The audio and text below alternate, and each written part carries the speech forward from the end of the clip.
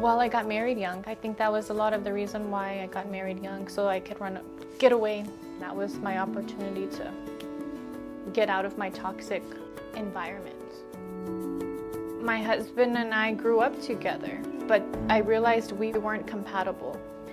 And I wanted to chase my dreams of this business, this passion that I had for helping people. When I was 30 years old, we decided to separate with 2 kids. My son is 14 and my daughter is 8. I was working, I had kids, and I started to gain weight because I wasn't taking care of myself at that time. And I decided that I needed to take care of my health if, I didn't want it to get worse. So that is when I decided I wanted to get into fitness and get into health and weight loss, and I started selling weight loss supplements. That's when I found the raíz de tejocote. That's what I did. I started the Vida Slim business. I was working out of my car. I'll never forget, I had orders on my website and I was on my floor and I was writing on the envelopes my name, my address, the people's name, the address, all of my orders. And from there I said, this one product is amazing, but it's not about a product, it's about a lifestyle. I want to show people, and especially in our community and our culture, that it's the whole package. The motivation, the products, the community, it's everything in one. And so that's why I decided to build this business.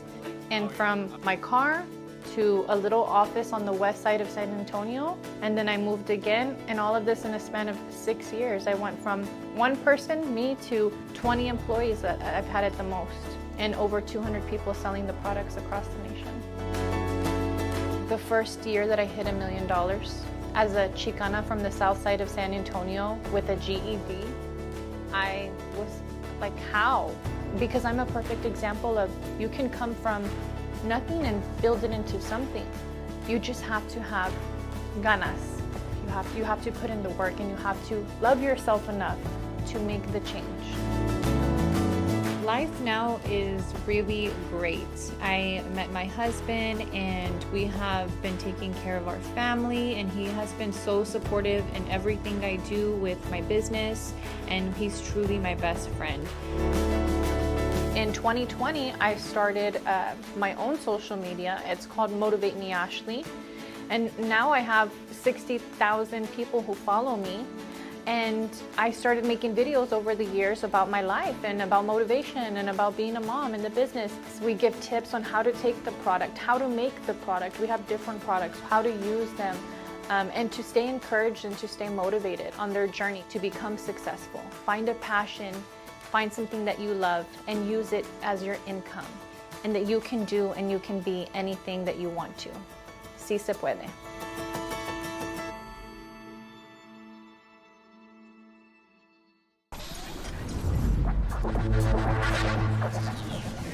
You are now plugged into the Social Plug Podcast.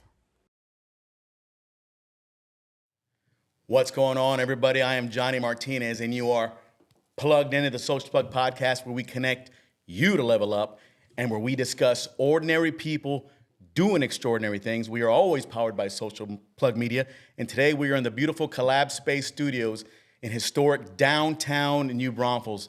This studio has state-of-the-art equipment, state-of-the-art space with plenty of space for you to do content creation, podcasting, and much more. It is hump day, so if you're humping, keep on humping, and if you're not humping, you might want to do so. I got JRock. What's going on, JRock? What is going on, my brother? Hey, man, what is up, man? I'm loving it. We're back. We did a little live earlier, but I'm ready to go, man. It's been awesome. It's been a couple weeks, bro. You're kind of sounding a little stuttery there too. What's going on, dude? I don't know, man. I'm over here scratching my neck, man. So one thing about the podcast, I love going live. Hell yeah. Because I like doing one full take. Yeah, we haven't done this in a long time. We don't do these ones where we're cutting and, cut, take 2, let's start over. No, we go one full take. No, love it, man. So you and I got to make sure that we're prepared. You and I got to make sure that we have everything coordinated in preparation for our special guest. Hell yeah. And today we got a very, very special guest. All right, so this young lady, we've been kind of chatting back and forth. I've been watching her on social media. So the way I found this young lady, my wife is on TikTok, right? And so she's going through, and one day she tells me, I think this was last week, she goes, hey, you might want to get this gal on your podcast platform. And I'm like, okay, who is she? She goes, she's very motivating. She has a story to tell. So the video that we just showed prior to us going live, Con ganas. that video was very inspirational. She talked about struggle, trials, tribulations, illness in the family, divorce, all this kind of stuff. And what we like doing is highlighting ordinary people doing extraordinary things. So she's very ordinary. She comes from an ordinary background, but she's doing extraordinary things. So she turned her story from trials and tribulations to success. So we love doing that. So I did some research, and I'm like, man, this girl's got it going on. Yeah. She's got 100,000 followers on TikTok alone. All right. Now, how hard is it to get 100,000 people to follow you in any place, right? Well, first of all, I can't get a lady to follow me, just one. So that's a problem in itself. 2, to get 10 people to follow me. I mean, no, I'm just playing. It's tough, man. It's really hard in the world of what we're doing. And for me to find out that she was going to be on the podcast too, did some research, and this girl's killing it, man. Yeah. Especially to find out she's like next door. What I mean by next door is a city next door and doing great things for her community. And so, yeah, excited to hear more about her today. Yeah, she's a local gal, man. San Antonio. Born and raised in the south side of San Antonio, and she's in New Braunfels today with us. Yeah, literally one of your neighbors as well, right? Yeah. Being from San Antonio yourself? Yeah, so she came up here in the rain, her and her husband. And she's got a great story to tell, man. So she's a leader. She's an entrepreneur. She's a motivational speaker. She's a founder and owner of Vita Slim and Motivate Me Ashley Boutique. She's all over social media. So if you haven't checked her out, it's Motivate Me Ashley on TikTok, Instagram, Facebook, and probably a whole bunch more. She's a mom. She's a wife. And it's Ashley Sanchez. What's going on, Ashley? What is going on? Good morning. How are you? Good morning. Thank you for that intro. That was so special. Yeah. So it's raining, and I don't know how your commute was. It was good. Was it smooth? It was smooth. We took the back road. So okay. So no I-35 traffic. Oh, no. Yeah. We're close to Bulverde. Okay. Yeah. Okay. So we took I think it's 46. Yeah. Heck yeah. So it was a nice, safe way. It was smooth. It was meant to be here today. There you go. Yeah. Heck yeah. Yeah, and we are meant to be because social media brings people together, right? And we always harp on the power of social media, the power of presence, the power of just platforms. And I posted yesterday on one of my social media pages, the 2 most powerful weapons in the world are a mic and a platform. And you're a powerful lady because you have both of those consistently, and people are viewing your story. You're inspiring people about your story, and you're just an ordinary gal. But there's a lot of people going through stuff in life that need some inspiration, need that kick in the butt. Be like, why not me? Why can't I be the one to level up and get out there? You can. Exactly. It's absolutely possible, and you're living proof of it. Thank you. Thank you. And that's what I want everybody else to know, is that if I can do it, just a girl from the South Side with no education, anybody can do it. That's the one message I would leave behind. Yeah. And you got a great story. So I'm going to let you kind of just tell us where you're from and how you got started in life, and we'll just go from there. Okay. So I'm from San Antonio, but I didn't actually grow up in San Antonio. I grew up a military brat. My stepdad was in the military, so we moved around a lot. And I had a pretty normal life for the most part until I would say the age of maybe 13 when my mom got sick and she was diagnosed with bipolar and schizophrenia. And her illness is a big part of my story because it completely changed my life. It destroyed our family at the time. And, my brothers went their separate ways with their dad. I stayed behind with my mom, and then I struggled from then on. I've dealt with a lot of issues growing up. I wasn't really close to my dad. And so just leaning on my grandparents for support and just really being a lost kid. That's what I was. And I was out in the street doing drugs, doing bad things. And to know that that's where I come from and to see where my life is today, it's almost unbelievable. So schizophrenia, it's a very intriguing illness. Mm-hmm. I feel like it's a taboo topic, mental illness in general. Yeah. So, let's kind of cut to the chase. Let's kind of talk about that. So the mental illness aspect, it was very scary because, the mom, the love of your life, your nurturer, your supporter, your protector was going through some things. And how, like, what kind of things did you go through? Did you see signs, or did she get seen and she was diagnosed, or did you have to uncover some of this stuff? Well, there were no signs. Well, looking back, I guess there were a few signs growing up. You know, my mom was, and my mom knows about the stories that I tell about her, and I tell her this is a part of my journey. It's a part of my story. But she was physically abusive with me growing up, and I guess that's the sign now, looking back at it. When she was diagnosed, I was 14 years old, and it was really out of nowhere. We were visiting family in San Antonio, and we were getting stationed to our next destination, which was Japan, Okinawa, Japan. I was going to start high school, so no friends, new school, high school, you know, and she got sick on the way over there, traveling to Japan. She just started hearing voices, seeing things, saying that she was from a different century, just, you know, going kind of like off the map. Off the map, yeah. And so that was really, really tough. I mean, I felt like my whole world was just like crumbling around me. When you're that age, you're growing up and you're barely getting to know yourself. Right.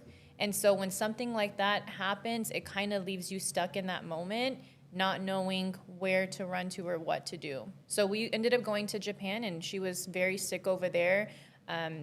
I mean, very manic. That's what they call it, manic episodes, seeing, hearing things, and not making any sense at all, and being physically abusive as well. So that was tough, and I had to stay without her for 3 months. She ended up going to the hospital. I stayed with my brothers and my stepdad in Japan for 3 months, and then we moved back, and my parents got separated and divorced. And since that time, I've really had to learn adversity and just figure things out on my own a lot. And I think that has made me a lot of who I am today. Because you had to grow up quick 100%. And fend for yourself.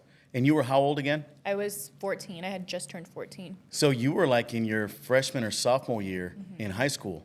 Yes. And you were in Japan. So I know the school system's different over there. You were on a military installation where they spoke English and all this kind of stuff. But you were in somewhere in a place that you had never known. You're in a foreign land, and you had your mom in the hospital. How did that impact your entire family? It was so hard. I mean, my brothers were missing my mom. They were younger than me, and they were about maybe 8 and 10 at the time, and I had to kind of take care of them and be their mom for, you know, a little bit, and kind of play that role while not having my own mom. So that was just devastating. Also, homecoming came around, football games, homecoming, all of that. I didn't know how to do any of that. Like, what was I gonna wear, or could I go, or, you know, you need your mom for those special moments, you know, starting your period as a young girl, all of those things. So I missed out on a lot of that with her, but her and I, like, we still have a close bond. I still love her. She still struggles with the same mental illness today. And so that's just a rocky road, and we take that one step at a time every year. So that's inspiring in itself, that because a lot of people might hold a grudge on, hey, you left me, you know, high and dry when I was a kid, and you beat me and all this, but it was an illness that was causing all this stuff. Exactly. So that shows a lot about your leadership and your character and your relationship with your mom, that you still take her under your wing now, and you have that good relationship. We do. It's a struggle. Even being in my 30s, you always need your mom, you know? And so growing up without her was hard. And I had to be the mom a lot of the times, because she was young when she had me. But I always try to just remember, it made me who I am today. And without that, I wouldn't be the woman I am. And so, although sometimes I hate it, you know, I don't want her to be sick. I wish I could pull her out of her illness. It happens once a year, and she's sick for about 2 to 3 months. And then for the rest of the year, she's perfectly normal. So it's a roller coaster that we ride. It messes with my emotions. It messes with her emotions. And it's hard on the entire family. Yeah. But I do the best I can, and I just trust in the Lord, knowing that He's going to guide me every step of the way, no matter what. Yep. There's families also going through something similar with like Alzheimer's disease. And that's a tough disease to go through, because you have these parents, and they can be young parents, 40s, 50s. I mean, you never know when the disease is going to hit you, where you don't remember things, or you forget how to talk or do, you know, the simple stuff that you used to do before. and the kids end up taking care of the parents, and it's just every day you got to renew the relationship. And that's kind of probably what you kind of went through a little bit too. Like, hey, Mom, it's me. It's gonna be okay. But we don't know because we've never been in that situation on the other side. Yeah. What goes through your mind? That's what I always think about. You know, when I get mad with her or upset with her with what she says and the things that she does. I mean, she's been in and out of the hospitals over the years and in jail. I have to remember that I'm not in her shoes. I don't know what it's like to be in her mind and to hear those voices and to feel those feelings. So all I can do is just like sympathize with her and try to be there for her as much as I can, even though she says a lot of hurtful things that I know she doesn't mean. But we're just trying, we're all human, right? Yeah. Like none of us have the answers to this life that we're living. And so I have to give grace for everybody else who also doesn't have the answers. So you mentioned that you are from the south side of San Antonio. Me as well. I'm also from the south side of San Antonio. What part? I went to Burbank High School off of I-35 and Theo and Malone. And I didn't know that we were poor growing up. I had no idea. I thought that's just the way life was. Both my parents worked various jobs and multiple jobs at once to make ends meet. Bless their heart. I didn't know the struggle. I didn't know any of that. And it's a whole different culture down there. It's about 90% Hispanic, and we're just brought up differently. We're brought up with grit, with determination. Nobody messes with you. Just a different mindset, work ethic, things like that. You know, a lot of kids in different affluent situations, they don't understand how it is growing up in an environment that is a dog-eat-dog world sometimes. And I always say, that made me better. That made me street smart. That made me tougher and more being able to persevere through tough things, because I'm like, man, I did that. I know how it is to overcome struggle. So how was that for you growing up? You mentioned that you were involved with drugs and bad people and maybe some gang affiliation. Not that you were in a gang, but there was gangs all around us. There was bad influences all around us. And indirectly or directly, it impacted us at that time. So how was that for you? So growing up in the military and being on base and all those years, we weren't accustomed to that. Until I got back to San Antonio, 14, that door opened wide up. It was like you said, the environment is different. The people around, it's a dog-eat-dog world, and I had to learn that really quickly.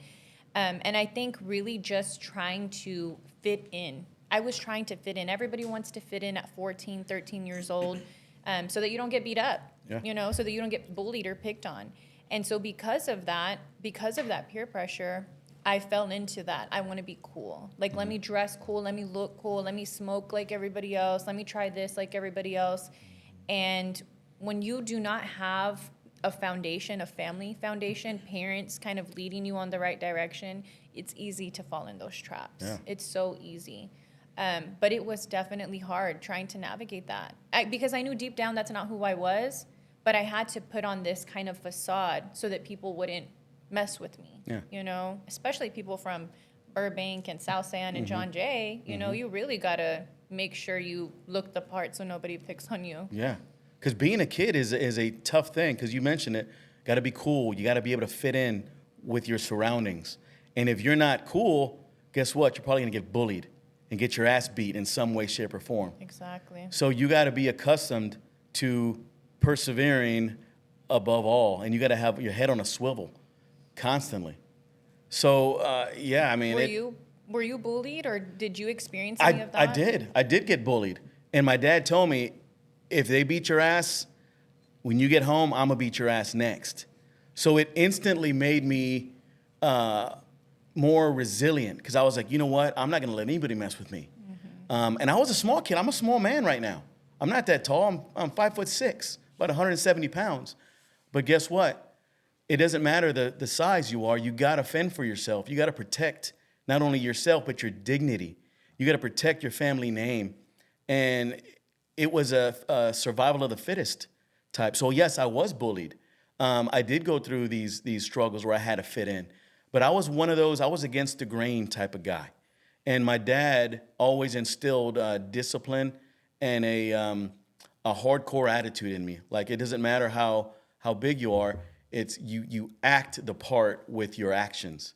And he taught me responsibility, discipline, leadership, all these different things. My dad he didn't graduate from high school or anything like that. He dropped out too when it was okay to drop out of school back in the day, and you had to work.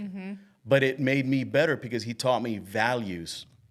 And one thing on the South Side, I cherish my time growing up on the South Side because I learned values and toughness and leadership. Although I wasn't a leader of anything, I was a leader of myself. And you were a leader of yourself too. Yes. You had to fend for yourself. It's almost like we weren't given a choice. Right. Do you know what I mean? Right. Nowadays, kids get a choice, right? We give them too many choices. When we're, back then, I feel like this is what it is, and this is what you're going to go through, and you figure out how you're going to get through it. So because we weren't given a choice, it just made us. Do you think? But do you think maybe that was our parents though? Because I think that's the way. I mean, Hispanic growing myself, obviously, but like, do you think that was our parents, or do you think that was just? Because today, like, do you think we're a little bit softer on our kids? 100%, 100%. I think it was. I think it's the culture, the Mexican culture. It's you don't show emotion, you don't cry, you wipe your tears, you get up and you go.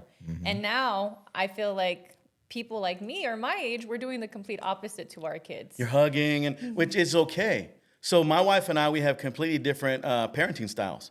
I'm more of the disciplinarian, the authoritative person. I wish I was more of a hugger and a nurturer, but I was never, just like you hit the nail on the head, JRock, I was never taught that. My mom was more of the nurturer. Come here, Papa, let me hug you and, appreciate you. My dad, he just said, hey, get your ass up and let's go to work. Get your ass in school and get good grades. That was it.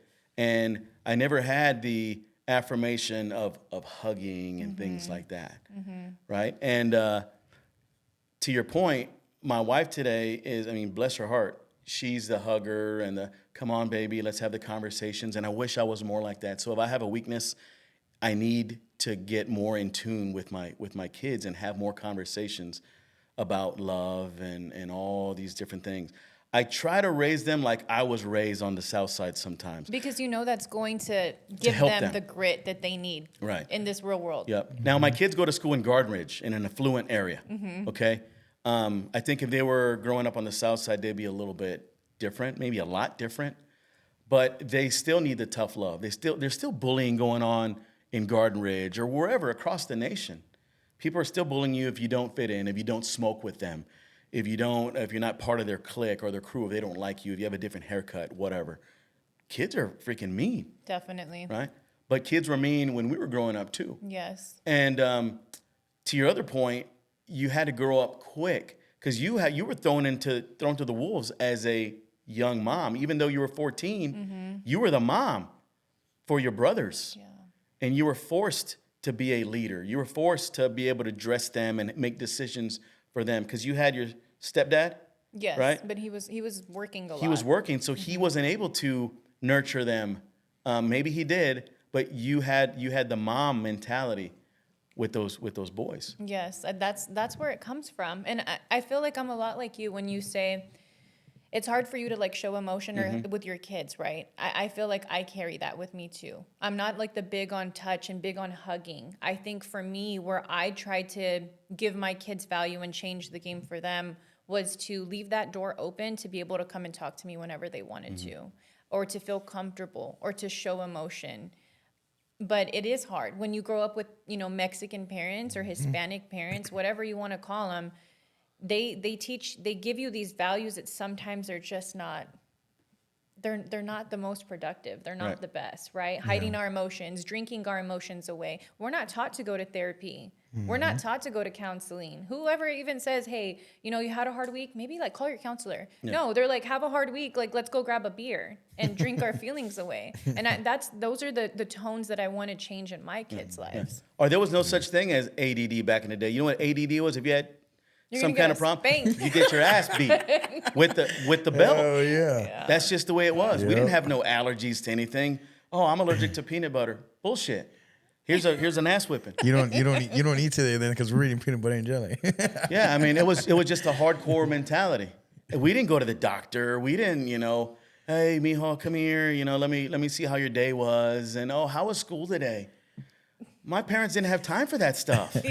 So even the opposite on that though. So going through that growing up, that toughness that we have, how far has that gotten us in life, right? And I think that's changed. We can sit back and say, man, we didn't get this, we didn't get that. But I think that toughness of what we grew up with is who we are today and the things that we can accomplish, right? So good segue on that, JRock. How did all these challenges growing up, how did it change you today, and how has that made you resilient? It makes me resilient in the way that I don't take shit from anybody. It's just, I know what I want. I don't have to be in a pack of other people to feel confident. I can do that on my own. I think it made me just kind of be solo and get comfortable being solo. And I didn't need to grasp onto other people to build myself up. Yeah. Hey, and we have people on watching this live on the Social Plug Podcast page and the Social Plug Media page. If you guys have questions, chime in. If you have questions for Ashley or for any of us, we got some good dialogue going on. Ask her anything. I think she's an open book. Pretty much. I don't think there's anything off limits. But we have a whole bunch of stuff. And I just wanted to start off with your story and how you grew up and things like that.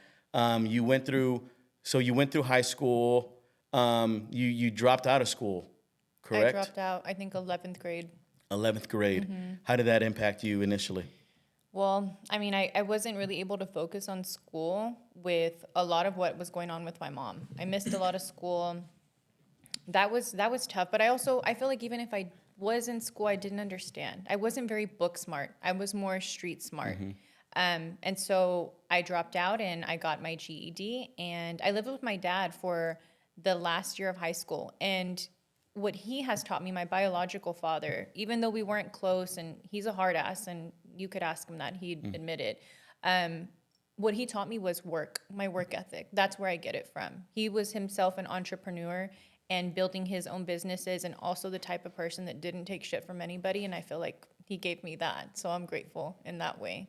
But school, I mean, I feel like it's not for everybody. Some people hate that I say that. You know, your kids got to go to school. They got to go to college. Not everybody has to go to college. Find what you can do that you are good at and use that to make an income. I've always said that, and I'm never going to not say that. So that's some of the things that JRock and I talk about. Oh, yeah. College was a formality, something you had to do like 15 to 20 years ago, maybe even 30 years ago.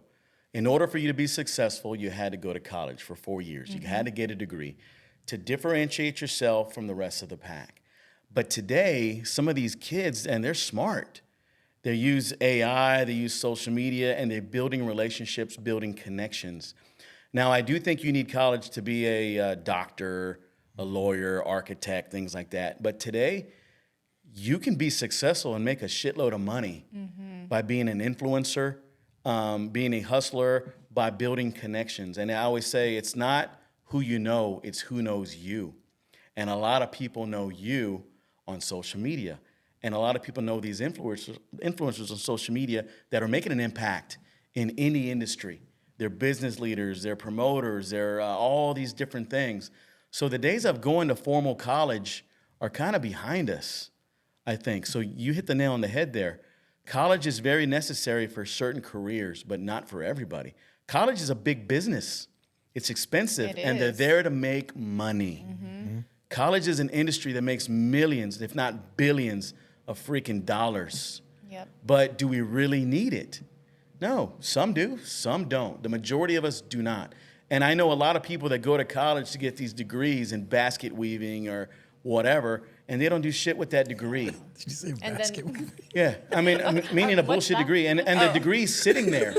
It's just sitting there on their wall. Okay, cool, you graduated college, but what does that mean for you? Nothing, because you haven't used the damn degree in any way, shape, or form. Exactly. I think I heard something that said something like, people who go and get their college degree work for people like me who are driven, who are headstrong, who are going to go make businesses. So if you want a college degree, get one so you can go work for somebody. But if you want to work for yourself, then like follow your dreams. Yeah. You know? Shit, I wish I would have heard that when I was younger. Yeah. You know what I mean? Because I would have motivated the shit out of me to you know what I mean? To but be I that feel like guy. nobody ever told us that was a possibility. Yeah, I know you're right. Well, because when you're in high school and things like that, the counselors get promotions and the school gets money and funding by how many kids they send to college. So those counselors are telling you, hey, Ashley, hey, Johnny, hey, Justin, the only way to be successful, you better start filling out your college applications, go get your student loans done, go get all this. You got to go to college, Texas State, UT, and you're like inundated with that stuff. And you're like, oh man, I got to go to college. And there's nothing wrong with going to college and paying hundreds of thousands of dollars and all this stuff, putting a degree on the wall and not using it. But some people, and that's the fact, some people don't use it. But to those that got their college degree and use it, hey, good on you. This is not a bash on anybody who has a college degree. 100%. Because going to college is a great thing. It shows discipline. It shows that you are aspiring to do better for yourself and your family tree and all the trajectory of your family. Trust me. But you don't actually need it. I today. feel like people need to know, the people like me, right? Who, for example, my daughter, I believe she has some form of ADHD. She cannot focus in school. And I know her personality is going to be a lot like mine. I hate that schools only teach one way. And if you don't get that one way, then you're a failure. Yeah. When I feel like people learn so differently, some people are more hands-on. Some people like to go do woodwork or whatever, and I don't feel like there's a lot of options for people like that. Right. Yeah. So that's what I want people to understand is even though nobody told you there's an option, there's options out there. Yeah. You can become an influencer and make a lot of money on the internet. So let's talk about that, being an influencer and making a lot of money on the internet. You have changed the entire game. And is there any other influencers in your family like you on social media? My brother, he's not as big as me yet, but he is definitely an influencer and he's definitely creative. His name's Bloody Blush. I'm going to give him a shout out. Love Bloody you, Bloody Blush. He created his own makeup line and he does drag and he's very out there too. Oh yeah, I see a lot of that. James Charles. My kids watch that. The James Charles makeup, you know what I'm talking about? Yes. And I'm like, why are you watching this dude put on makeup? But that's what the kids do. Yeah. And they watch kids open up gifts and they watch all these different things. And I'm like, I'm over here like JRock. We had a banger of a podcast, and we might get like 50 people that watch it. Yeah. And you have this kid opening up gifts and putting on makeup, and he's get like 1 million. It's so exciting. That's insane to me. Yeah. So I need to get with Bloody Blush and with you and figure out how the hell we can change the game. We're gonna put makeup on you. I was about to say that. We're gonna put some makeup on you. Hey, JRock, I'm gonna put some blush on you and put some lipstick on you. No, thank you. And maybe we'll go viral with that. But yeah, social media is very powerful. Like I started off the show saying my wife saw your story on TikTok and then we connected. I saw your story and I immediately messaged you. And I didn't think you were I was like, she don't know about these little people like us. and you did. You reached out like within 30 minutes. And I was like, holy shit, okay, cool. And then we chatted on the phone and you're here. Yeah. So the power of social media and the power and impact of connections is huge. How has that changed your life? It has changed my life in a lot of ways. I mean, for one, it has impacted my business in such a positive way. People don't understand the power. I can do one TikTok, and if it blows up, then that could make me a lot of money in revenue for the month. It just takes one video. It could be a minute or shorter, talking about my products, and then sales go crazy. So let's talk about your products. What do you got? I got everything. I specialize in weight loss, but I have protein, come out with gummies. I have so many different things. Like CBD? No, not CBD. Okay. I hate CBD. I was like, can I have one? Oh, that's so funny. It made me think about a story when, yeah. But yeah, so no, we have so many different products with Vita Slim, and just to think that we started off with one product, out of my car, it blows my mind how we continue to just help people lose weight every single day. That's why people love us, because we really, it works, You're going to go to the restroom and you're probably going to poop yourself, but it works. Oh, yeah. So is this Oh, yeah. is this true? The average person holds about 8 to 10 pounds of poop in them at once. It is so true. Yeah. And when you take the Vita Slim route, you're going to see that lose it that's all. the truth. Yeah. So is it like it's a digestive thing? It helps with losing water weight? It's not probably? water weight. It's actual shit that you have stuck in your system that it's going to remove, but it also removes body fat, actual body fat. You're going to use the restroom, and that's how your body fat's going to come out. Does it come in the form of a powder or liquid? What is it? It's a pill. It's a pill. It's a pill. But I mean, I have other products as well, but my best seller is the detox product that's called the Root. Okay, so tell us about some of your other products that are hot sellers. So we have gummies. Our gummies are really popular. I have sleep gummies. I have hair, skin, and nail gummies. We have gut powder, so probiotic, prebiotic. Okay. Protein that is low in carbs, low in sugar. I have a little bit of everything. Like you come to our shop and we'll make a concoction for you just so that you can get your results, since everybody's different, you know. Yeah. We And where's cater to you. your shop at? We are in San Antonio, San Pedro, so it's 5018 San Pedro Avenue. And then we're also online, and we ship all over the world, basically. What's a good landmark? Is that like by North Star Mall? A little past North Star Mall if you're coming from this direction. So San Pedro and Mariposa. But Okay. yes, by the mall, I guess. Okay. Maybe like 3 miles past the mall. So you're not only a client, you're the president. And how did you discover this product? So the root itself, I never lie. People know my story. I used to sell for another company. And that company was basically created by my ex-husband's family. Okay. So that's how I stumbled upon the product. I was selling it for probably maybe 2 to 3 years. And then I said, you know what? I want to do it my way. Like, I have a bigger vision of what this could be and the demographic that I want to target and the people that I want to help. And so that's when I created Vida Slim. But, I mean, I did it with nothing. At that time, I was on food stamps. My ex-husband, we weren't making it. He had a trucking business. It was really slow. So we didn't have a lot of money coming in just from what I was selling, the products. I'd go to the park, Palo Alto Park on the south side. I'd buy protein with my food stamps, and I would go sell protein shakes and work people out, like do workouts for like $10. Out of the trunk of your car. I had a pickup at the time. Like those CDs, remember that? Yeah. Sell You're it, sell slinging it. I was CDs and slinging stuff. protein. Slinging protein on the side. Yeah. Ain't nothing Oh, wrong with yeah, that. man. That's Hell a no. hustle. Yep. And that created the monster that we have today. Not that you're a monster, but the monster, the beast, the bigger picture.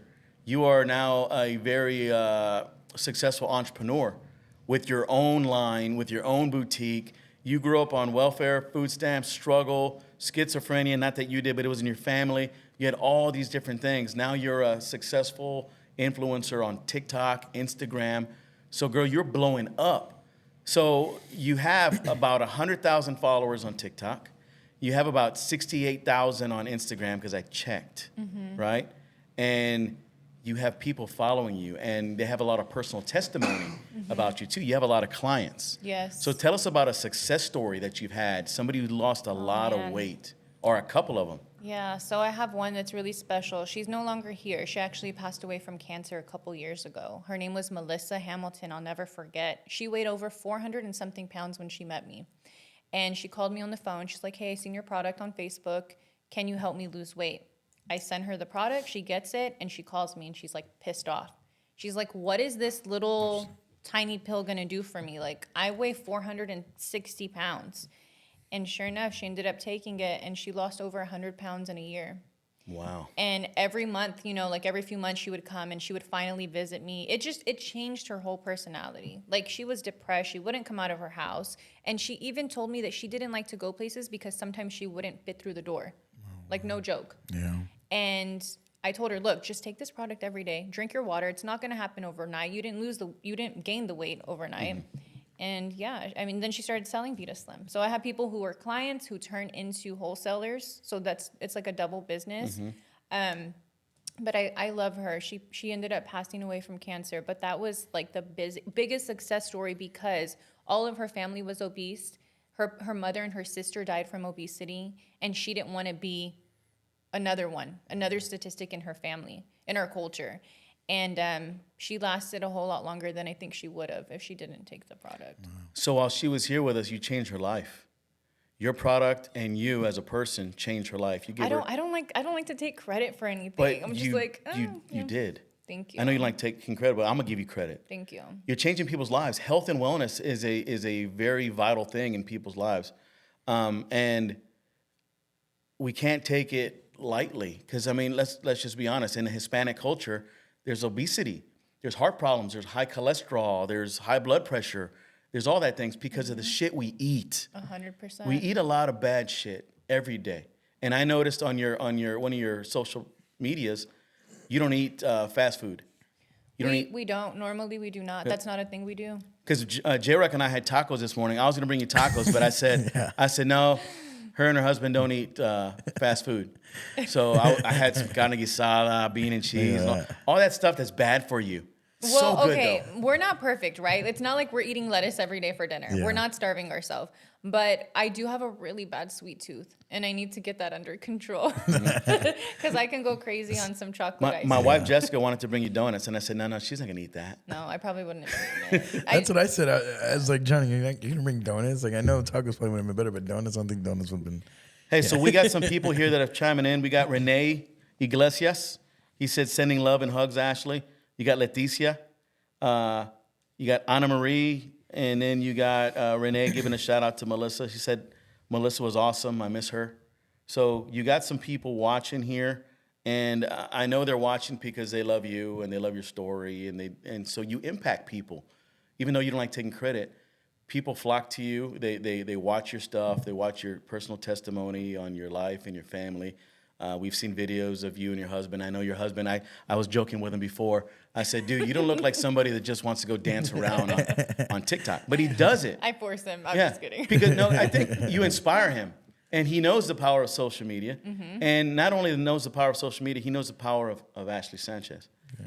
And he knows that you have an impact on people. And I think he wants to be a part of that. He is a part of that. 100%. You know, he's brought out the best version of me. It's true. That's awesome. So how important is it to have a supportive husband like that? It's so supportive. I feel like if you do not have a supportive partner in what you're doing, it's never going to work.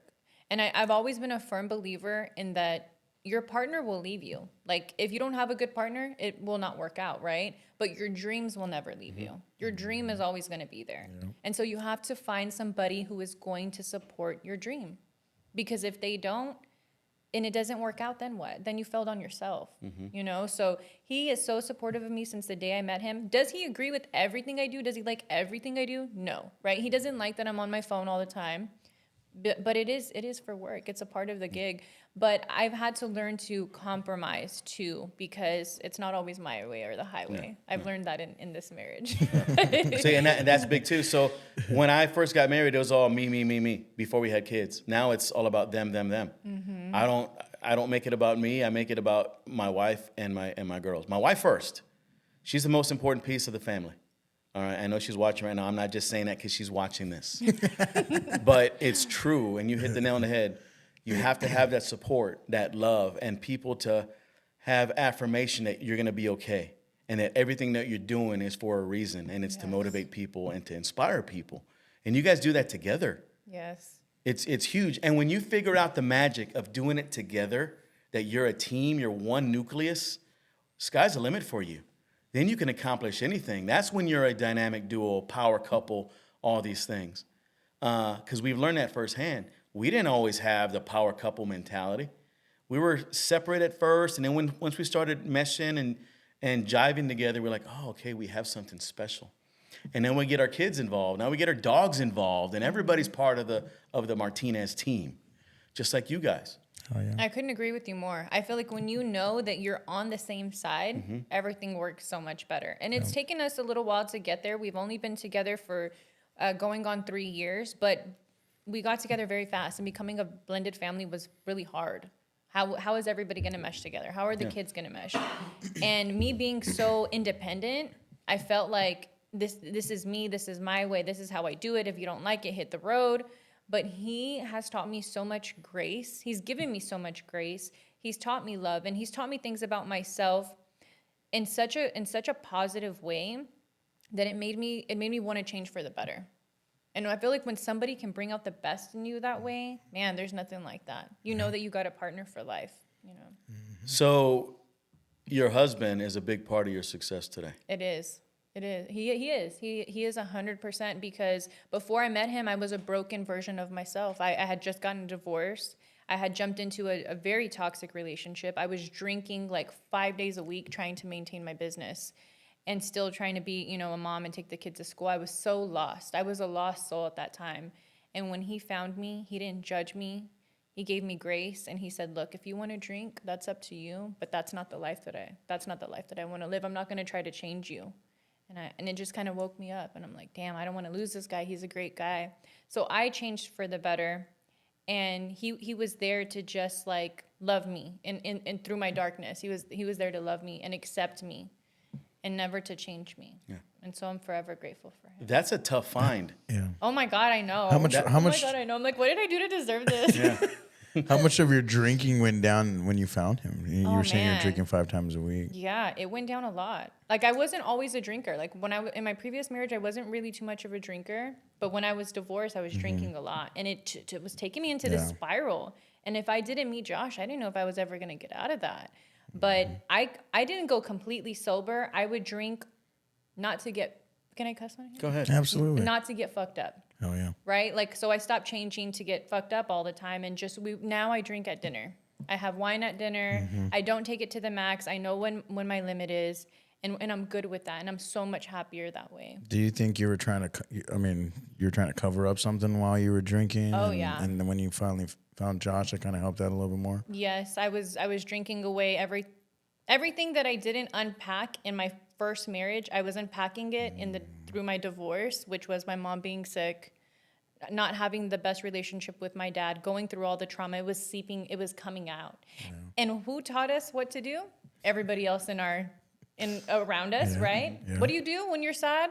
You go drink. What do you do when you're tired and you're stressed? You go drink. So that's what I was doing. Yeah, even to this day, like I love my parents to death. I love my dad to death, but my dad drinks a lot. And much to a point where it got to the point where we don't know if you're happy. We don't know if you're sad. We don't know if you're enjoying this. We don't know any of that. But we know dad drinks, and we just know that's what he does. You know, as we got older, I guess we kind of understood a little bit more. But I guess, again, we can never go back being young again to figure out what was that? Like, what was bothering you, Dad, or what was doing that? But we kind of learned from that. And I think that was something that I'm starting to learn today. I used to drink a lot. We actually talked about this on the last podcast with Johnny, how Johnny would make fun of me, how I'm texting him at 2 a.m, at 3 a.m. Drunk texting me. Yeah. Really? Drunk texting him, yeah. Being a dumbass. But I think as I'm learning more about different things from business and all that, that's helped me. So this is kind of segue into this too. Content creation. We didn't have that when we were younger, right? Imagine if we did. Would that be good? Would that be bad? But I think people like yourself are using it in the right way to encourage others, right? Who was your content creator growing up that you didn't know who that was, though, today? Like, who was I watching growing up? Yeah, basically. Well, I feel like we didn't have like content creators, right? Like back then growing up, I feel like I was like watching MTV's TRL. Like, correct, Total yeah. Request Carson Live. Daly. Yeah. Yeah. I think like my aspired to be people were on TV, like on MTV, singing the reality TV shows. Like that's what I grew up watching. Yeah. You know who my content creators were? Like Eddie Murphy, Richard Pryor, Martin Lawrence, all these comedians. I couldn't wait to watch those guys. And they would create real shit content. Do you feel like you're a funny guy? I think I'm a funny guy. He is. You know, I'm serious. A lot of people say I'm too serious sometimes, like on the podcast. I've had feedback, you're too serious. No, we talk about real shit sometimes. Yeah. And I can't make light of every conversation. Yeah. Like we're having conversations about your struggles. I can't be making light of that. Yeah. No, you treat people accordingly. We have different guests, but when we have comedians and all that, I chop it up. I make people laugh sometimes. My wife might not think I'm a funny guy, but I think JRock thinks I'm funny sometimes. I think he's a funny guy. I say some funny shit. But yeah, it comes and goes. But that's who inspired me. The jokes and MTV did. Prince, Michael Jackson. Remember Purple Rain back in the day? Yeah. Well, I feel like that was more like, I'm a little bit younger, but I remember Purple Rain. Yeah, but I was inspired by it. So that was my content creators. Yeah, we're a little bit younger than you. What about you? So mine was all about pro wrestling, and my life literally is all pro wrestling. And people think that I joke about that and stuff, but I take that to heart. I really do, because when I was growing up watching wrestling, that's what I knew before cartoons. So when I saw like Hulk Hogan have an expression, or Macho Man and Miss Elizabeth, and they're like having this like love triangle thing, like I took that shit serious. Like, you know what I mean? Like I would get mad at my grandma, like I don't even know how old I was when, bless her heart, she's no longer with us, but Hulk Hogan was my grandfather. Like he was just on the road, and I'm a kid. I'm like, Grandma, when's Hulk Hogan coming home? Because she would jokingly say, he's your grandpa, you know, because she loved him so much. But again, I took that with pro wrestling with everything. Like again, you might not know it, but when Jake the Snake Roberts brought his snake in and he bit Macho Man, like I cried. I was worried about him for like fucking 5 days. I'd come home every day. But I don't forget where it's also took him what we're doing right now. I would be doing no videography. I would not be making videos if it wasn't for pro wrestling, because it also told me how to be cinematic. It taught me how to be open-minded to characters, and even some of the crazy shit Vince McMahon did. I would like, what the hell? But it created a brain and a life for me that I enjoy today. You can't take pro wrestling out of me at all, because it made everything out of me. And that's why I asked you.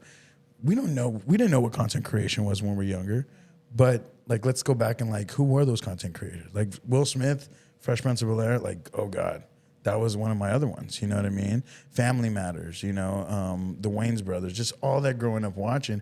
We didn't know they were content creators, but now we see who we are on that. So that's why I look at things like that. Yeah, I think actors, comedians, cartoons, all that was content creation back in the day. Now we have it on social media. Now we have it on our phones. How important are our phones today? Oh my God, couldn't live without it. So we got some people that are giving us some feedback here. Yeah. Lisa Gonzalez, Ashley, you've been a blessing to many. You're amazing. Your story's amazing. Thank you, Miss Lisa. Being able to tell your life story to help others is what Ashley has done. Having a real life person as an influencer is amazing these days. Yes. Big shout out to Lisa Gonzalez. And Jeremy Sandoval. What has been the biggest accomplishment you are most proud of, Ashley? That's my brother. Hi, brother. Love you, brother. Is that Bloody Blush? That is Bloody Blush himself. What's up, Bloody Blush? I would say that my biggest accomplishment so far is just the impact that I have left on other people. And of course my kids, right? It's my biggest one. But the impact that I have left on other people and what they've taken from me and how it's inspired other people to pursue their dreams and not give up. Like, for me, that's like the ultimate accomplishment. It doesn't get any bigger than that. There's no money, there's no anything, nothing, no connection that I can make that's bigger than the impact I make. And that's your legacy as well. Yeah, I believe that. Yeah. I always say, when it's all said and done, what are people going to say about you? Mm-hmm. That's your legacy, the lasting impact that you make. So yeah, big shout out to Bloody Blush. We'll give him I have a couple more questions. Is it okay, Johnny? Go ahead. So, Ashley, I don't know if you've heard of colon bloom. Have you heard of that before? Colon bloom. Correct. So when you're talking about your product, that's actually something that I take. I had diverticulitis, so they had to cut off some of my intestine back in the day. Obviously my system doesn't work like it should be. So I take colon bloom, which helps my system constantly work. Is Por Vida kind of the same thing? Colon bloom's kind of purchased online in Walmart. Where can we purchase your type of stuff? Is it kind of similar? That's interesting that you say that, because I had a cousin who passed away from that. Really? Yes. From diverticulitis? Yes. Yeah. And I didn't realize how serious that was. You're about to scare him. Yeah. No, I mean, I almost died myself. Yeah, I mean, I'm not going to lie. I almost did. I didn't know how serious that was. I think nobody really knew what that was. And so I just remember his stomach would get really big and bloated. Did that happen to you? Yes. So I had 2 occurrences. The first one, that's what happened. And the doctors did not take it serious at all. Like, they're like, your stomach hurts. Like, diverticulitis doesn't hurt this bad. I'm like, well, dude, I'm like in, a lot of pain. And so they're like, well, you just need to take these pills, antibiotics, whatever. So apparently that's what helped kind of clear it a little bit. But then 3 months later, I'm in the hospital and my intestine was about to erupt. Wow. So that's when they went in and they basically, they clipped me. But yes, there's certain symptoms to it. It's that because your system doesn't want to go. It's not working. Mm-hmm. So you're just building all that cramp up. Exactly. I actually had a client who had that after my cousin passed away, and I told her the story too. She took her sickness very seriously, and she started taking the root, and it helped her go. So she really liked it because not only was it helping her go, but she also lost weight and became more healthy. But you can get it online. You can get it at our shop. Vidaslim.com is our website, vidaslim.com. Gotcha. But yeah, I mean, you can shoot me a message. I talk to my customers all day. They message me on TikTok, on Facebook, everywhere. And I still, like, I'm there helping customers pick the products for them. That's awesome. So they go directly to you. Well, they can go to our website. We do have a customer service number, but a lot of the people like to message me because they Directly. see directly because they want to talk to me. Yeah, They'll even yeah. come look for me at the shop. Yeah. I'm like, I'm sorry, I don't work there every day, but Yeah, and but call me up and let me know. Yeah, just as I'm curious about like with Colin Bloom, like I just did some research on it. I wish there was somebody I can call and actually talk to. Yes. And there's a customer service thing. There's an app, but to feel like I'm speaking with actually somebody that might probably feel a lot more comfortable for me. Yes. But Somebody yeah. who seriously cares about your Yeah. health, yeah. I would look into that though a little bit more. The For diverticulitis, the people that do have it, I'm sure your product's gonna work for them if it keeps it going. Yes. Because people don't know, people don't know they have diverticulitis until they're in their 40s or 50s. But somebody like myself, I was able to catch it in my early 30s. Like, Yeah, my it's actually a cousin little was scary. like 32 when he passed away. Really? Yeah, he was young. Did his erupt on him, or I what? think What happened? so. Really? But he was in Damn, constant sorry pain to hear too. They probably didn't take it seriously, just like they didn't take yours, and they sent him home, and he ended up passing away like in the shower, like he fainted and stuff. Holy shit! Yeah. Wow, that's scary. Yeah. Hey, so I have a question. Because we're always on our phones, right? As content creators, podcasters, people that are on social media, we're addicted to social media, whether we admit it or not. I know a lot of people, especially my kids, no, I'm not addicted to it. Bullshit.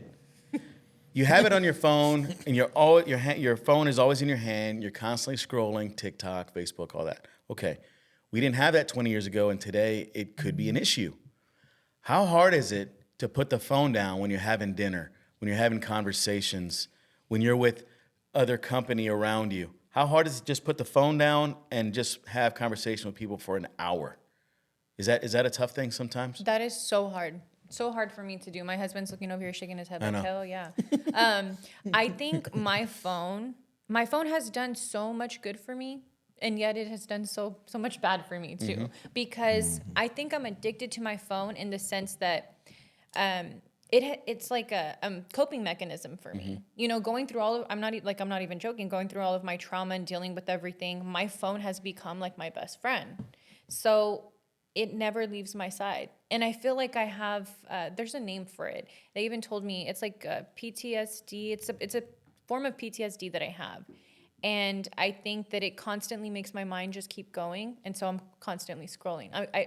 Even if I don't have anything to do, I feel like I have to be doing something. Something does not let me just chill out. And it takes a toll because, my kids need my attention. When I come home from work, my husband wants my attention too. We need to do family things. But in my mind, I'm like, I'm the business owner. I can never shut it off. I always got to be doing something. But my husband reminds me, like, no, like your family needs you too. Because if you shut it off, you're missing opportunities to help others, Exactly. right? And to help your family and all these things. That's kind of the way I see it sometimes. And my kids are like, well, Dad, you're on your phone. I'm like, it's different. You're on your phone to look at TikTok videos. I'm on my phone To generate to revenue. generate revenue, to generate leads and all this kind of stuff. Now, I try not to be it on constantly because my wife drives me around. I'm like Miss Daisy, all right? I sit there, and JRock can attest to this. I'm in the passenger seat, but that's when I'm working. I'm sitting there, and we have conversations, but I'm there working, talking to, answering emails and answering instant messages and all this kind of stuff as well, editing videos, but that's when I work. And who would you be if that wasn't you? Nobody would do it. Would you be here today, though, if it wasn't for you constantly being on I'm the the ball? end-all, be-all of that. I wouldn't be here if he didn't do that. To be honest That's with you. how I feel. I feel like if I'm not constantly generating revenue, connections, helping clients, I feel like my business is going to fail. I feel like I'm going to pass out. Like, And I think that's just kind of a little, I don't know, just this thing in the back of our head. Because you're a content creator as well. So, like, if I don't watch content and get ideas, how am I supposed to create? That's where my brain goes with it sometimes. But unfortunately, I don't have anybody at home to tell me to put my phone down. Yeah. So it's kind of different. yeah. So, You have like your 24 hours to do what you, right? It's scary. But I do understand that like family is so important. The time is passing us by. Every year our kids are getting older. Like my son is now taller than me. Work is always going to be there. And that's something that I have to remember. Like to put down my phone, work is always going to be there. People are always going to need their Vita Slim. They're always going to need to lose weight. My family isn't always going to be that age or be there, you know. Touche. It's hard. It's hard for me, and it's hard for you. Yeah. And There is no perfect balance, though. I got your husband here in the studio. He's looking at you like, put the phone down. My wife's saying here, there should be a limit, though, during family time. Yeah. So our spouses are telling us that there's issues there. Yeah. But as entrepreneurs, as go-getters like ourselves, we have to be mindful and cognizant that there needs to be a limit. There does. So when we went to Cancun a couple of weeks ago, maybe about 3 weeks ago, I put the phone down and I felt good. Did the world end? No. Did your world end? Nobody- Did anybody Nobody cared that I was on fire? vacation, whatever. I cared. I tell him every single time, Johnny, you're going on vacation, you better put your damn phone down. Yeah. I said, I'm not going to call you. I'm not going to bother you. So I don't want to hear this shit. So put the phone down. Because I feel for Jess. That's really what I feel for. And I even have a watch here that gives me text messages and all that too. So I need to throw the watch away too. Yeah. All right. Yeah. Throw it in the ocean. Yeah, throw it in the ocean. like the Titanic when she threw that freaking jewel or whatever. What sets you apart from other entrepreneurs, business owners, just people? What sets Ashley Sanchez apart? I'm crazy. I'm a risk taker. That's one thing about me that I feel like there's not a lot of people doing. They don't take risk, right? They don't take risks. They don't put themselves in front of the camera. I always push the envelope when it comes to marketing for my business. I will work with people who are not necessarily popular or that people are fond of or that are in some kind of, I will do those things. Like if somebody's not going to do it, I'm going to do it. Like I will take the risk. And that's, even though it doesn't always work out in my favor, right? Sometimes you don't, you risk it for the biscuit and sometimes you don't get the biscuit, but I'm going to do it either way. Cause I'm never going to go down as the person who didn't do something and like be on my deathbed like, oh, I should have done that. No, Yeah. I'm gonna do it before I die. Yeah, you don't want to live in regret. No. At all. And if you don't shoot, you don't score. So sometimes you're going to take a risk that is going to be detrimental. Whatever, you learn from it, right? And then you press on, and then you tell others, hey, don't do that. Don't be a dumbass like I was. Yeah. Whatever, but it's okay. Experience is your best teacher sometimes. Yes. What is your personal brand? Not just your Vita Slim brand. When people see you, what do they see? When people see me, they see Motivate Me, Ashley. And I feel like that is the business of motivating, of content creation. I think it's a little bit of everything. And I want to expand that. I see myself, my next goal is being on a stage, traveling the US and giving motivational speeches. That is the next thing for me. Have you done any motivational speeches for, I mean, you've probably done it in a small group, but have you done like a auditorium, a bigger scale? I was invited to be a guest speaker at like a women's kind of... Like a symposium or something Yes. like that? Uh-huh. And it was on a panel with other women.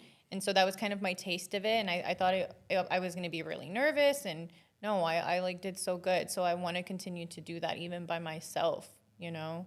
I think that's the next thing for me. I don't know how or what, but that's where I'm headed next. Do you see other businesses like yourself or other people as competition? I know competition is one of those words where it could be good or bad. Some people like competition, a friendly rivalry, and some people look at competition as a Mike Tyson versus a Vander Holyfield, where they're just fighting it out, biting each other's ears off. How do you see competition? You know, that's kind of I guess like a weird question for me because I know that there's other competition out there. Since I have come out with the route, there's been like 15 other companies after me that have done the same, even cheaper. But it doesn't scare me. I feel like what scares me every day, what wakes me up every day is me. Like me trying to beat me, that is my competition. I know that sounds so cliche, right? Trying to be better than you were yesterday. But for me, I don't see anybody as competition. There's enough room for all of us to eat. Yeah. But my biggest fear is not being better than who I was last year. So when other people are trying to compete with me, that's great for them. But like little do they know, like I don't see anybody else. I don't see any other brands. I'm just like full force of what I'm doing and how I'm gonna make that better. I love that. I tell people the only competition you have is that person you're looking at in the mirror. Because that's the person that can do better. That's the person that you're gonna lift up. That's the person that you're fighting against. Complacency, laziness. I want that person to get better, so I'm going to push that person, and I'm competing against all these negative things. And let's lift up. And do you lift people up? I know you do, but when people are down, can you notice that when people are down, like do you lift them up, or if you see somebody struggling, are you directly, you go to them and say, hey, let's talk, let's walk, let's chat, let's go to lunch, let me try to pep you up? Do you do that? And it seems like you do. I'm kind of answering your question because you have Lisa and you have your brother and you have all these people on there that are chiming in, talking about the influence and the impact you make. I feel like I do. I just have a special way of doing it. Like, remember, we go back to the, like, not a hugger, not a... Yeah. Like, if somebody's crying, sometimes like, oh, my God, why are you crying? You know, like, stop crying. But I feel like I know how to talk in a way that it resonates with people. Like, I make sure that people don't feel alone. But I'm not going to, like, sit there and, like, hug you and, like, baby you. You know, it's not that type of love. It's a different type of love. Yeah. It's like, you fucking got this, bro. Right, like, don't... Like a tough love. Yeah. Like, dude, quit crying, bro. Yeah. Get up. Get up off your ass and do something. Yes. You control the ball. You control your life. No one cares that you're sick. No one cares that you're struggling. Get up and freaking get your ass out there. Yeah. And that's kind of the way JRock and I are. And I think that's a bond that a lot of people are afraid to have. Because people today, we said it, they're nicer today. They're more reluctant to give you honest feedback. But when you give that tough love, so here's a fun fact. JRock told me I was fat about 8 months ago. He said, dude, you're getting a little fat on camera. So what did I do? Oh, shit. Yeah, I mean, he was honest with me. So I changed my mindset, changed my, my diet and exercise regimen and all that. And I look a lot better than what I did, and I feel better. Yeah. And how do you feel about his honesty? I love it. So, I want him to tell me that kind of stuff. Because some people get so offended. Yeah, you know. That's where I was gonna go with, like, the way you said, Johnny talked about, like, having that type of, like, whether it's a competition or not. I've always looked at it almost as friendships. I have all these friends, but I don't talk to my friends like I talk to all my friends like I talk to Johnny. Like I talk to my cousin Gabriel, who I still consider like my close friend. My buddy Remy, who's my co-host. Like, there's other friends that I've had for years, but I can't talk to them the way I talk to Johnny because then they'll be mad. They get mad at me because I'm honest with them, right? But when they're honest with me, it doesn't hurt. It doesn't hurt me because that's just the way I've been able to take that. I'm also a coach. I'm a basketball skills developer. So if I'm telling this kid, which I tell a lot of them, like, dude, you suck in this area, and I'm just being real with you. If I don't tell you suck, you're not going to get any better. And it's just the way I guess my vocabulary's kind of grown. But it takes a special friendship, I think, to be able to kind of talk like that. But now he's telling me the same thing. So, because I'm one of those guys. I take advice from people who've been there, done that. Yeah. I'm one of those guys. I'm kind of hardened in my lifestyle and my mindset, where if you haven't accomplished shit in your life, why the hell am I going to take advice from you? Yeah. However, it's kind of situational, right? We got to hold each other accountable because he's accomplished a shitload in his life. He's a coach, he's a motivator, he's all these different things, and he's my partner in this podcast business. So we have to depend on each other for feedback. Yeah. And I've opened up myself. I'll become vulnerable to certain people where I'm like, give me feedback. What do you think? And I don't do that for everybody, and I'm sure you're kind of the same way, but I do it for him. It has to make sense, right? It has to make sense. Like, tell me, can I get better in this area of the podcast? Can I get better in this? Now, I won't go to him on some stuff, but for podcasting and in friendship stuff and in some life instances, I'm gonna go to him. Like, you're not gonna ask him about real estate stuff. No, yeah, but you're gonna ask him where he's like an expert. And that's what I'm saying. Yeah. I trust his advice, and I'm older than him by at least 13 years, but he's mindful on the production piece, and he's mindful on how things are going to look in the studio and on camera. And so my presentation, the way I look, is part of the podcast, whether we like it or not. We can't be looking sloppy or, the presentation is everything. The presentation is your attitude. It's your brand. It's your value. It's everything. How do people perceive you? It's true. Not only in person, but on social media. How are they going to remember you? And so you and I right now on camera, that's why before we're like making sure we're looking good and hair's good and all, because we are presenting something. I feel like that is our business card. That's our business card. In the world that we work, you know? Right. For example, like you're a realtor. Like everywhere you go, you are the face of your business. Right. So that is so important. But like I have never had a friendship like that, to be that honest. I hope to have that honesty one day. Hopefully Josh is honest with you. He's back there. 100% honest. And I think that's why sometimes him and I just like butt heads, because he'll say something. And I'm like you. I don't want to hear it from anybody else. You know what I mean? Like, I know what I got to do kind of thing. But when he tells me, I'm like, oh, whatever. And then I'm like, oh, he's right. He's right. I also think, like, in some ways, like, personally myself growing up, I wasn't babied, but I was always agreed on, or like nobody would tell me that I was wrong, or nobody would tell me the right things, right? And then I hung out with friends that I thought was cool. They didn't think I was cool, so it was like whatever they thought was going on, I went with that, right? So as I got older, I started realizing, like, man, I'm tired of that shit. I want somebody to tell me the truth finally. And then when I was a pro wrestler as well, so when I was being a pro wrestler, you think that you have to always cater to people and also entertain them all the time. So like, I never got that asshole of a person ever in my life that I needed. And I'm not saying Johnny's an asshole to me. But he's very blunt, right? Correct. Because when we got in this industry, I thought I was already somebody when really I was shit. And I needed somebody to just be like, hey, bro. He humbled you a He bit. humbled me the fuck up, and Yeah. I loved it. Yeah, so I feel like that's a part of that's like your personality, Johnny. You seem like a very blunt person, but the older I get, the more I appreciate a blunt person because you guys mean well.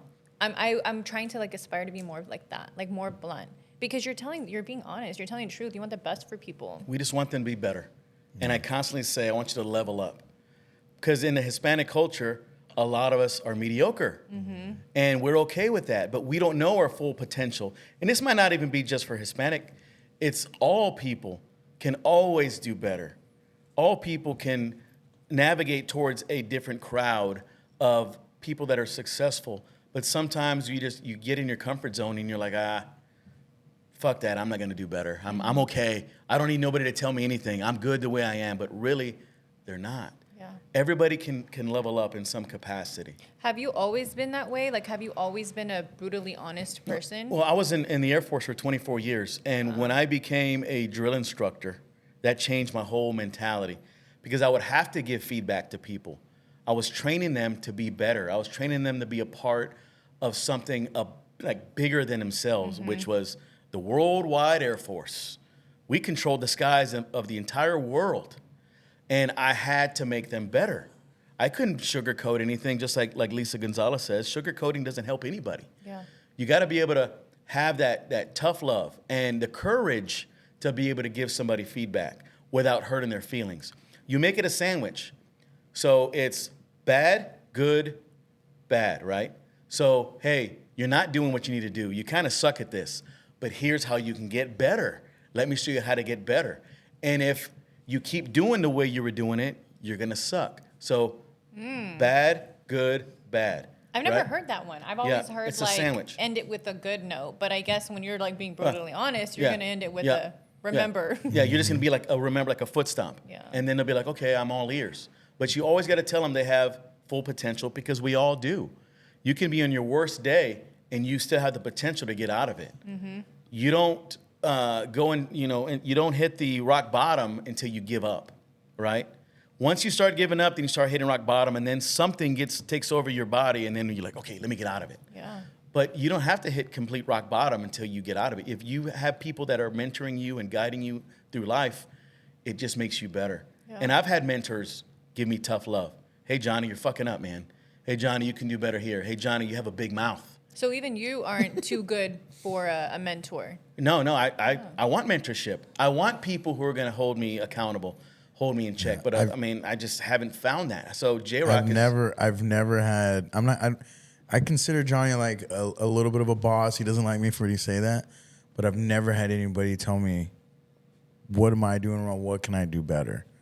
Like, I've never had that. I've worked with so many big companies, so many great people, but nobody's ever been that type of person. And it's even opened up my box. He's again, I've been coaching for 20 years, and I've only known Johnny for about 5 years now, right? Johnny, maybe 4 or 5 years. About, yeah. And he's like, did you win today or did you learn today? I'm like, why did I ever fucking think about that? Because when my kids lose and I see their faces and I'm like, damn, what I did that and now I feel like shit because we lost. But you really didn't lose if you learned. So it was like just things like that comes out of him is like changes your perspective. You know? I feel like those are the people that you want to be around. Absolutely. Right? People who are going to help you grow and not hold you back. And you're one of those people, whether you know it or not. Yeah. Because I'm looking at all these constant feedback and comments, and people gravitate towards you. You're a leader. You motivated the shit out of me yesterday. What did I say? I watched. I went and studied you. I went and researched you. I was pretty busy yesterday, and I'm going from one thing to the other.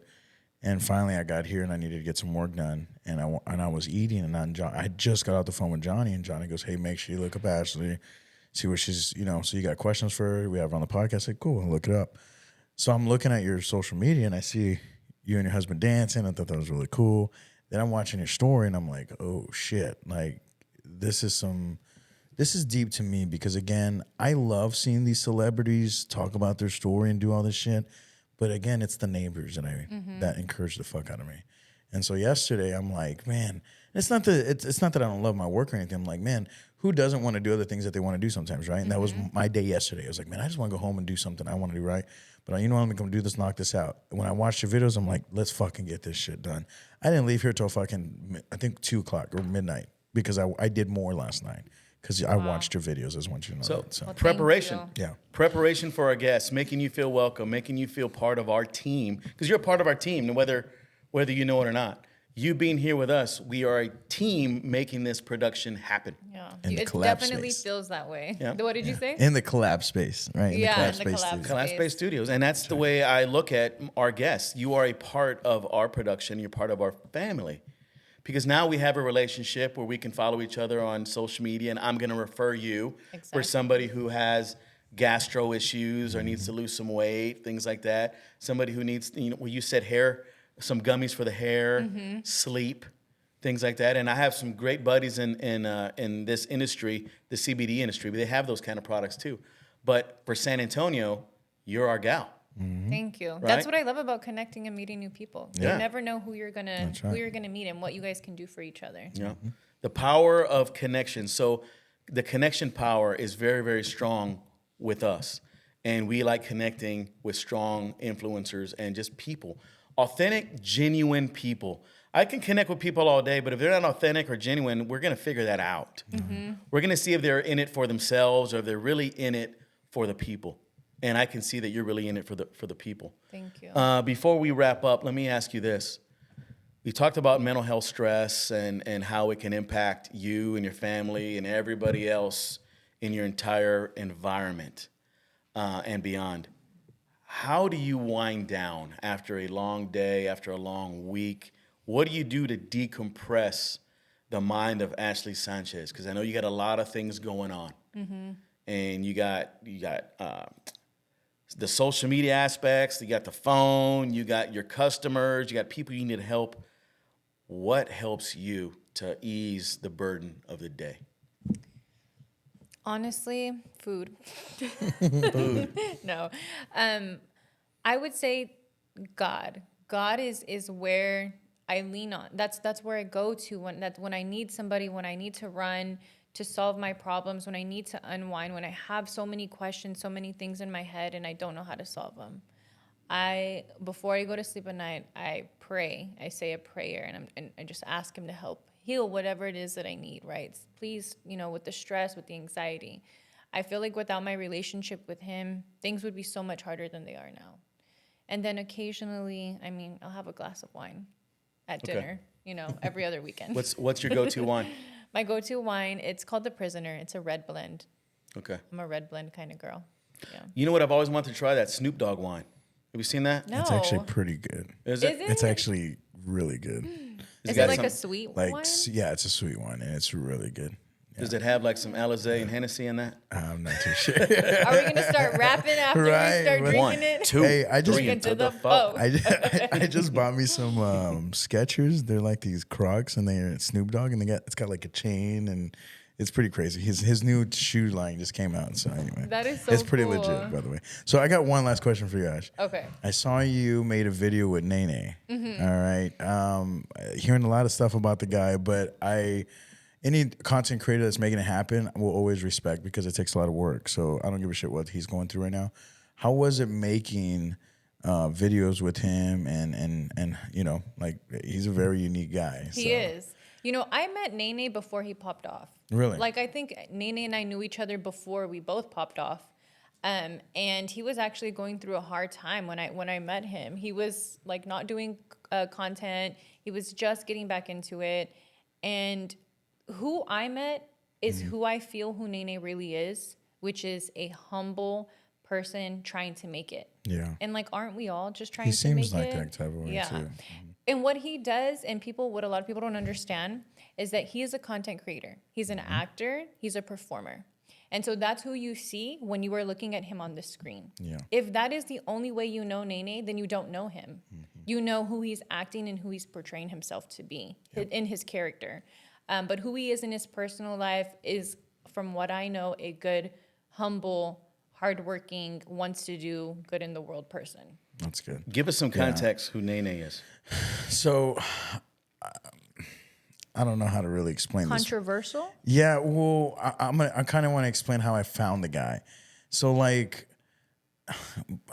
I don't know. Hopefully this isn't too much information talking about me, but I used to joke around with some of my friends, and like he has that joking feel to him, like, you know what I mean? Like, I don't know. And so like when I saw his character, a lot of people don't agree with it, but to me it was freaking hilarious because of the way I would joke with my friends or things that I find funny, right? So I'm seeing this guy, and I see he's from San Antonio, and I saw his Mikey character when he put the Michael Myers character. When he's like, Mikey. And just the way he says it cracks me up, right? And so and then I just started seeing one video after the other and things like that. But I understand what you mean by that because, again, in the pro wrestling world, there was some jabronis that I didn't even like working with, but I knew they were good for business because of the character that they were.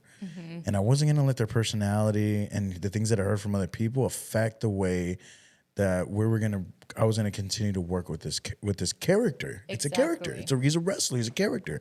I don't give a fuck who he is, really. I'm not going to lie. Some guys I did.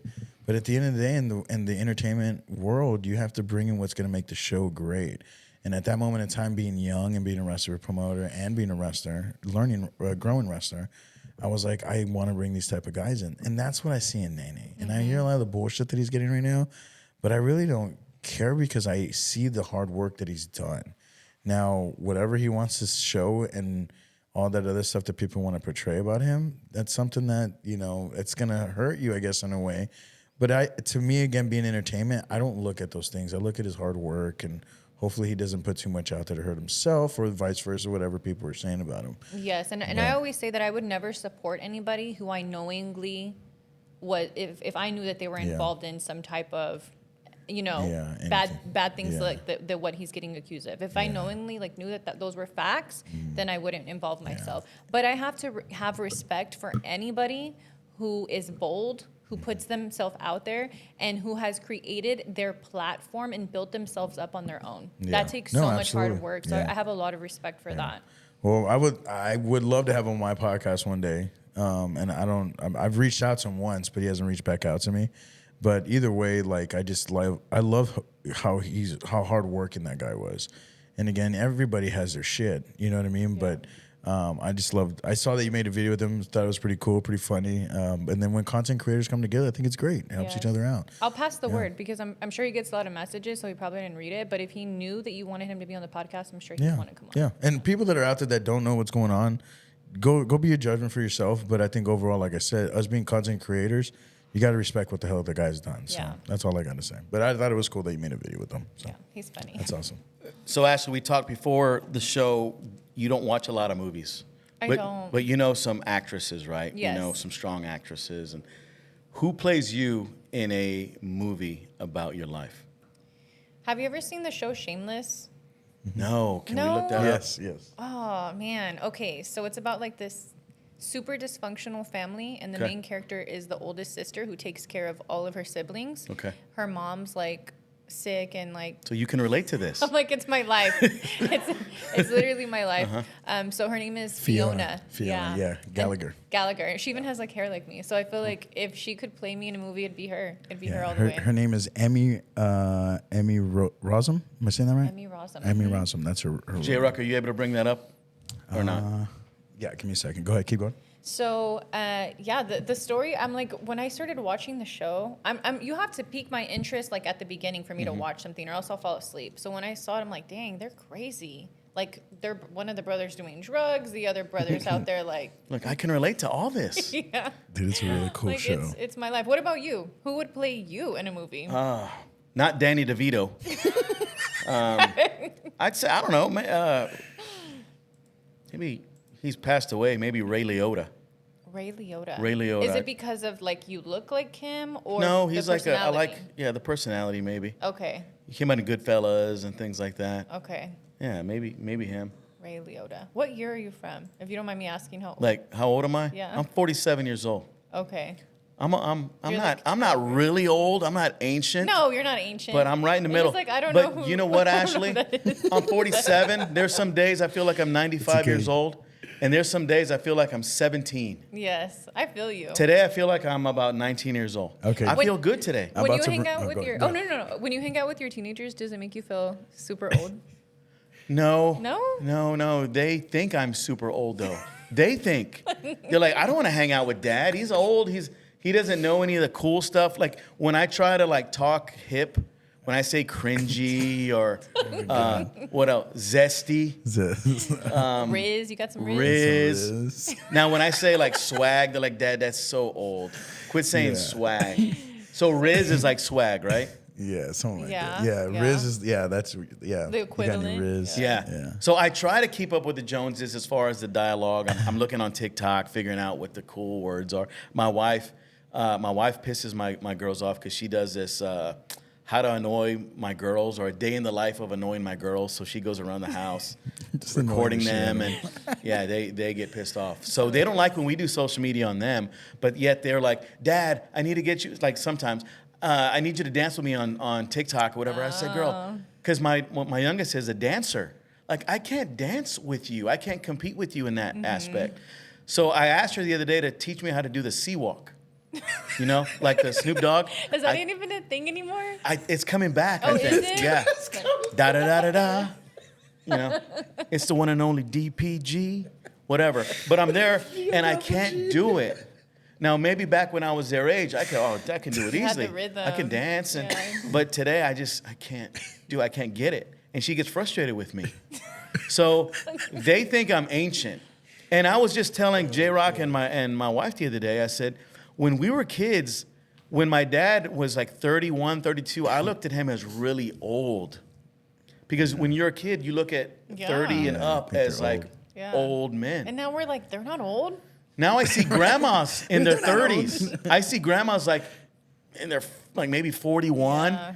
My grandma was like in her 70s when I was a kid, and that's the standard. Even teachers nowadays. Teachers, like I would say, how old's your teacher? Oh, she's 24. That's crazy. My teachers are all in their 60s at a minimum. They all had gray hair with glasses. And one of them had a cane. Not a kid. Today, the teachers are like friends with the kids. Hell, we even hang out with one of our teachers, our kids' teachers. Don't say her I'm name. not going to say her Don't say her name. name. Better be careful, I bro. won't say her name, but it's different, right? So I try to stay young mentally and physically. I try to go to the gym and do all that because JRock made fun of me. No, actually, this dude, we'll be out and about, and he'll just say like a quote from like a 90s rap song, because like whatever's going on, like I don't know, he'll just say like a random hip quote from a movie. He just brings that out of nowhere. Yeah. He's hilarious with it. I swear. Freaking funny. So, here's Emmy, by the way. This is who she was talking about, Johnny. So let me just bring it on the screen. All right. There you go. That does kind of look like you a little bit. A little bit, It right? kind of does. When she Whenever has I was her hair looking down, at it, kinda I was looks like, this. yeah. But So- it's the character that she plays. I'm like, oh yeah, And that's you 100%. yeah. Okay. So you really took care of the family, like that too. Yeah, I'm the oldest of I think like 5 siblings. Really? Yeah. I even have a brother that's my son's age, which is really crazy. My dad was just getting it, and he just didn't stop. So I could. I mean, from what you said, I'm not saying I'm gonna equal. You know, your life was equal to that, but like I get what you mean by that. Yeah. Johnny in the show, one of the kids is even one of her brothers is black. Like Really? the rest of them are white. Like that's how fucking crazy the family is. So I need to watch this show. You'll love it. So my wife and I like watching shows. We watch like 48 hours. One of them Hard was Avenue. gay too. Yeah, I forgot about that. one of them was gay. Yeah, there's a lot of shit So going on is with that why? I family. mean, so it is so. Why is it called Shameless? Because it's just a they don't give a variety of shit. They don't give a shit about variety what's of going on. different stuff going on. yeah, Bro, drugs, beating people's ass. I mean, sex. And there's lies. no shame. No shame. Okay, so I need to That's watch our- that show. That's our It's family. it is hilarious, bro. I think what many seasons they go? They're on 11 seasons. What other shows do you watch? 11 seasons. I like those cringy shows. There we go with the trying to act like Okay. my 13-year-old's and right cringy. Like Love is Blind, like the dating shows. Dating shows. That's so embarrassing. You watch like The Bachelor, Bachelorette, like those no, things. I've gotten past that, but like just like the drama filled, like young kids on an island Okay. making out. There's where they're like drama. I just like drama because I don't have drama in my life, so I There just you watch go. it on TV. Yeah, right. We'll let them have all the drama. There was a show, and my wife's on here watching. She can probably attest. We watched like 4 or 5 episodes of it. It's a bunch of teens like having sex and doing drugs. Zendaya is the. Oh, Is that the one that's on HBO? I think so. Yeah, I right? think I know what you're talking about. My younger brothers Zootopia. watch that. Zootopia? No, Zootopia is a cartoon. No, it's something Yeah. like that. It's like no. It's, But it sounds like that. Euphoria. Yeah, right? Euphoria. There you go. That one. I was like, I don't want to watch this. I told her I don't want to watch this because I'm envisioning my teenagers Yeah. going to these Euphoria. parties and with sex and drugs hell and no. I know. I feel like the older I get, bad decisions. like it's starting to not relate to me anymore. Yeah, that's not cool. Maybe when I was younger, I'm like, okay, that's the way we were. But now that I'm a dad with 2 teenage girls that are beautiful girls, I'm like, man, I know what that damn kid wants. Yeah. Because I was him. It's like a movie now. Like remember when you were a kid and like there would be having like sex in the movie and you'd have to cover your eyes and shit, right? Yeah. And now you're like, you know, your kids are like, hey, cover your eyes, cover your eyes. I know. I was telling my husband that, man, 21-year-olds are closer in age to our teenage boys than we are to 21-year-olds. Yeah. That makes me feel old. Yeah. Like, what the heck? We're getting too old. I also like crime investigation, 48 hours. I love that, yeah. Like that stuff. Just like I'm all for that. Documentaries and shit Yes. about like killing and shit. Yes. I don't want my wife to watch too many of those because I'm going to end up like at the bottom of a ditch or somewhere in the ocean, somewhere like that. Did you Yeah. see the Peterson one? Oh, yeah. Lacey Peterson. Which one was that one? That one's on Netflix. It was a recent one they put on there. Oh, So yes, I did see They that have one. I did see multiples that one. of that same story. So what's the latest? Is he going to be released? Because they're talking about him being released, What? right? Why would he get released? Scott Peterson? Really? Are you Yeah, I didn't get serious? to see the end of it, but like obviously it was a murder case that happened a long time ago, right? Yeah. But they just did a Netflix about it, and it's just wild. Like Yeah. everybody knows that he like killed her because But he they was with someone They else. still don't have necessary proof that it was him, though. Correct? Yeah, I don't think Because they they did. they just know that he went on the boat and stuff like that. is They my found like understanding. her hair on the Yeah. boat. I don't know, but I didn't get to finish it, so I didn't know if Okay. he ended up in jail. He's in or- jail He currently. is in jail. He is in jail currently, but I don't know if because they were supposed to give him the death penalty, but he didn't get the death penalty. That's right. So that's why now even his family's still fighting it. Wow. So I don't know if they went back to court yet since then, but yeah, those type of documentaries I'm into too. What'd you think about Jodi Arias? Oh my God. Hey, I watched that like thing. Jodi Arias. You like her? Yeah. What is there In a to weird like way. about her? Why? I don't know. She's You think because she's smart? maybe. Because she got away with it? She got away with She murder? did get away with it. What do you mean? She's in pretty. prison. No, she's not. Jodi Arias, she's in prison. The one that killed her little baby? No. Jodi Arias is the one that killed her boyfriend. She sliced his throat, Oh. took pictures. She had the glasses? Dirty Little Kinda. Secret? Yeah, The- okay. Is there a movie on that? 2013? Jodi Arias, yeah, that happened about 10 years ago, but she's in an Arizona prison.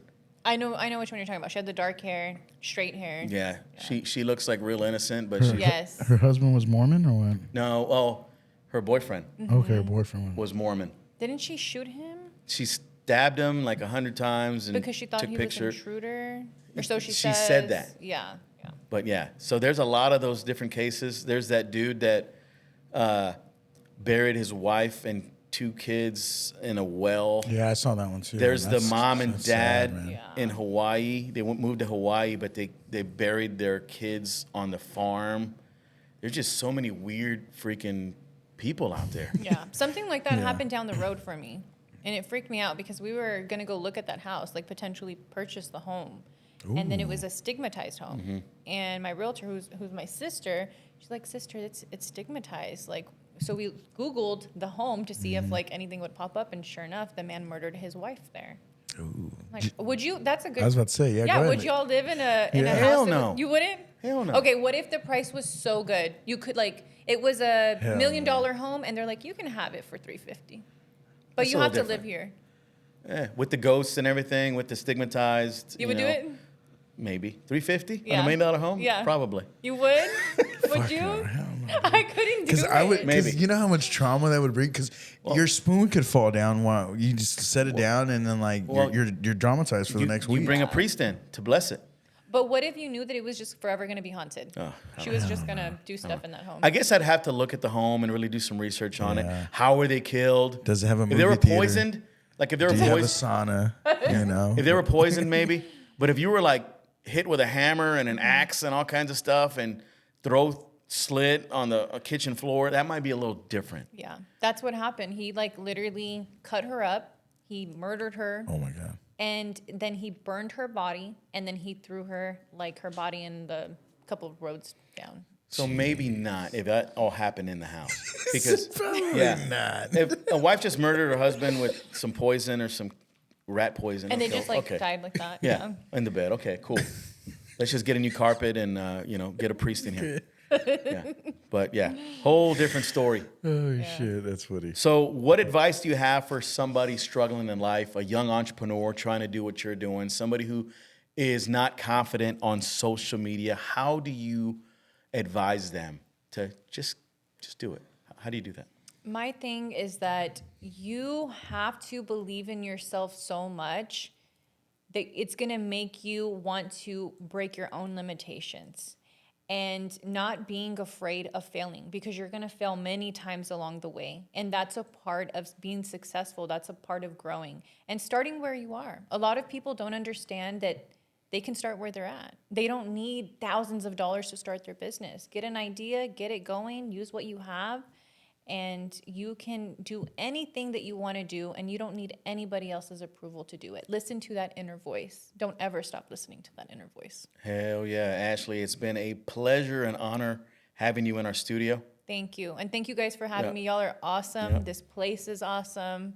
And I recommend anybody who's looking for a creative space to come start that here. Hell yeah, we appreciate that. And all the people that have been watching and chiming in, you guys are amazing as well. You guys can be anywhere in the world right now, whether you're at work or at the house, whatever. You guys are watching, tuning in, engaging with us. We really, really appreciate that from the bottom of our heart. Because without our viewers, we don't have a podcast. Without guests like yourself, we don't have a podcast. And without people like yourself, the leadership, we don't have a productive and happy world.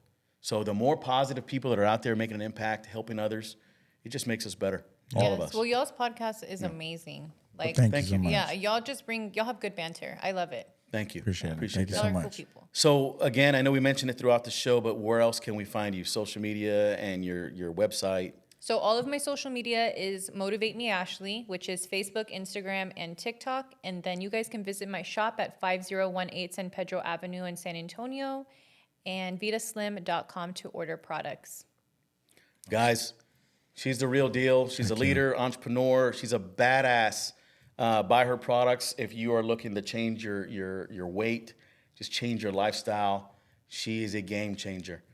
With that said, we love and appreciate you. Check us out on Facebook, Instagram, TikTok. We're going to have this edited version. This is the live version, but we're going to have this full-blown on Spotify, YouTube as well, with a whole bunch of edits where we're going to have little reels that are going to be out for you. So share, like, give us some feedback, If you liked the show, if you didn't like the show, it all means a lot to us. So with that said, you are unplugged from the Social Plug Podcast, and we'll talk to you soon.